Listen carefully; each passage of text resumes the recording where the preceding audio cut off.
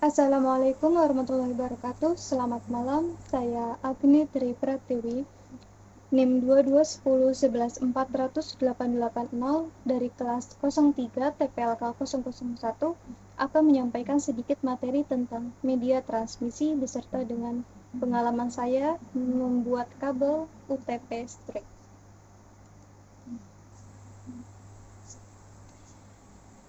Oke, langsung ke pengertian media transmisi.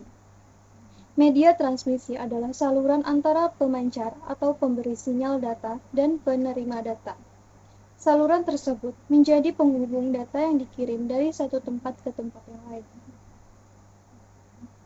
Berikutnya adalah jenis-jenis media transmisi. Yang pertama ada kabel twisted pair, dan yang kedua ada kabel coaxial, yang ketiga kabel fiber optik. Kabel twisted pair adalah jenis kabel yang terdiri dari dua kabel konduktor berinsulasi terpisah yang dililitkan satu sama lain. Umumnya, beberapa pasang kabel dibundel bersama dalam selubung pelindung. Kabel twisted pair dibagi ke dalam dua jenis unshielded twisted pair atau UTP dan unshielded twisted pair atau STP. Unshielded twisted pair atau UTP terdiri dari dua kabel tembaga terisolasi yang dipilih satu sama lain.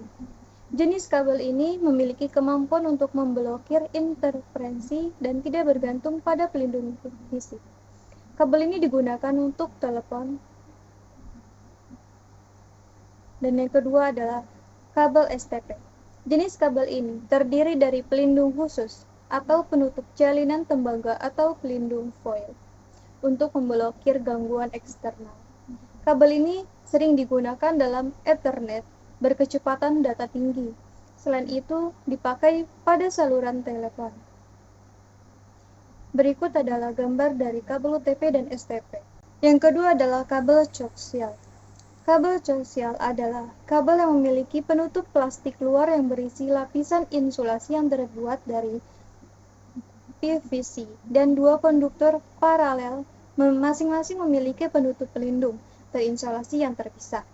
Jenis kabel ini sering digunakan untuk mengirimkan sinyal dengan frekuensi tinggi, yaitu 300 Hz ke atas. Keunggulan dari kabel ini adalah dapat mengirimkan informasi sampai dengan 900 kanal telepon dan dapat ditanam di bawah tanah sehingga rendah biaya perawatan kabel. Karena kabel ini memiliki penutup isolasi, maka kecil kemungkinan untuk dapat terjadi interferensi dengan sistem lain. Berikut adalah gambar dari kabel coaxial.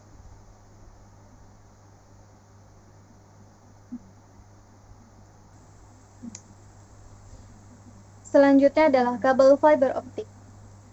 Kabel fiber optik adalah saluran transmisi yang terbuat dari kaca atau plastik yang digunakan untuk mentransmisikan sinyal cahaya. Keuntungan dari kabel ini adalah karena penggunaan kabel serat optik adalah keuntungan dari penggunaan kabel serat optik adalah karena bentuk kabel yang kecil dan ramping. Kapasitas transmisi yang dimiliki lebih besar serta tidak mudah terbakar karena data yang dikirimkan akan diubah ke dalam bentuk cahaya, bukan listrik, sehingga menjadi lebih cepat serta lebih hemat daya. Di bawah ini adalah foto dari kabel fiber optik. Selanjutnya adalah video tutorial pembuatan kabel UTP untuk memenuhi tugas atau melengkapi tugas pada pertemuan 4 mengenai media transmisi. Alat-alat yang dibutuhkan dalam pembuatan kabel UTP straight diantaranya kabel UTP, konektor RJ45, tang crimping, dan lantai stand. Langkah pertama pada pembuatan kabel UTP straight yaitu memotong kabel UTP dengan tang crimping sehingga kabel kecil di dalamnya dapat terlihat.